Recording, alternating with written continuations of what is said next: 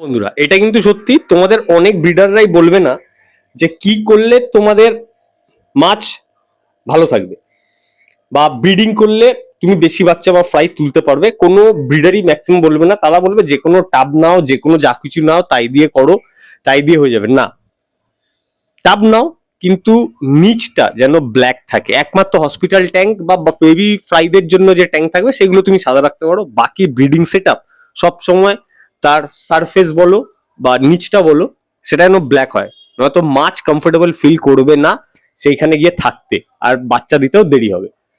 ঠিক আছে, চলো এবার আমি একটা জিনিস দেখিয়ে দিই। তোমরা তো দেখেই নিলে, হচ্ছে আমার পোলার প্যারোটের সেট আপ।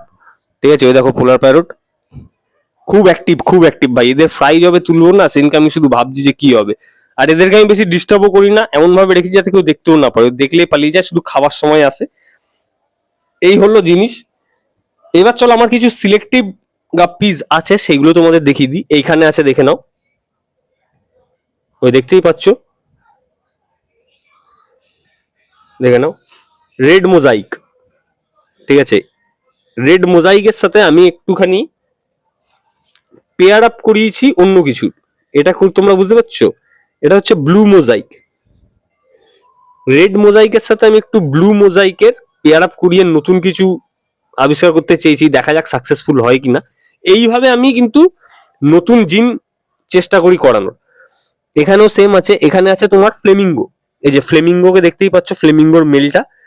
আর ওখানে আছে আমার টাইগার স্পটেড গাপ্পি ফিমেল, এর সাথেও আমি ক্রসবিট করিয়ে দেখতে চাইছি কি হচ্ছে, কারণ আমি ফুড এমনই দিই যে এদের কোনো প্রবলেম হবে না, আর যে বেবিজ আসবে বা ফ্রাই আসবে তাদেরও কোনো প্রবলেম হবে না। দেখতেই পাচ্ছ সব অ্যাক্টিভ ভাই। এইখানে দেখিনি, এইখানে দেখে নাও, এই যে এখানে আছে হোয়াইট টক্সিডোর একটা ফিমেল। ঠিক আছে, আর নিচে দিয়েছে পেঙ্গুর আমি মেল। ওই নিচে পেঙ্গুর মেলটাকে দেখতে পাচ্ছ আশা করছি, ওই যে। ঠিক আছে, সবই কিন্তু আমার, তোমরা যা দেখছো সব এক্সোটিক। এক্সোটিক গাপ্পির ভেতরেই আমি করি, কারণ আমার গাপ্পির প্রতি খুব একটা ভালোবাসা আছে। এটা হচ্ছে আমার, দেখতেই পাচ্ছ, হোয়াইট টাক্সিডোর একটা ছোট ফিমেল, আর ওদিকে আমার পেঙ্গু এখানেও রাখা আছে, সেটাও দেখিয়ে দিচ্ছি। এই যে,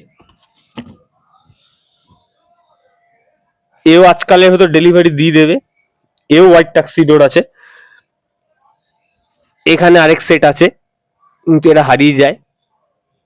এই যে, এটা হচ্ছে ব্লু মোজাইক, বাট এটা হচ্ছে স্কাই ব্লু মোজাইক, বুঝতেই পারছো, ওই যে।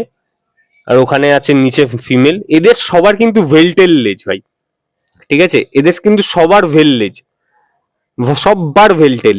এও ভেলটেল, এই ব্লু মোজাইক, এও ভেলটেল, রেড মোজাইক দেখতেই পাচ্ছ নিচটা। ফ্লেমিঙ্গো ভেল নয়, এও এদিকেও ভেল, পেঙ্গুও ভেল। ঠিক আছে, তো আমি বেসিক্যালি এদেরকে নিয়ে থাকতে পছন্দ করি, আর চাকরি আমি করি, যথেষ্ট ভালো চাকরি করি। তো ওর জন্য এদের পেছনে আমার খরচা করতে অতটা কষ্ট হয় না, আর এদের বিক্রি করেই আমাকে খেতে হবে তার কোনো মানে নেই।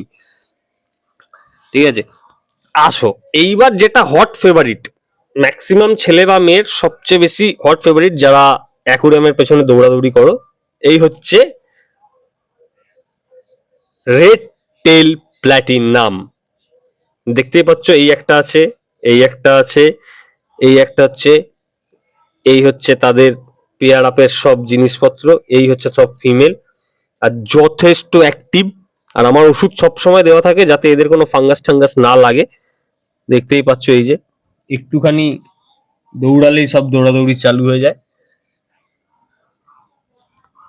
সব ফিট।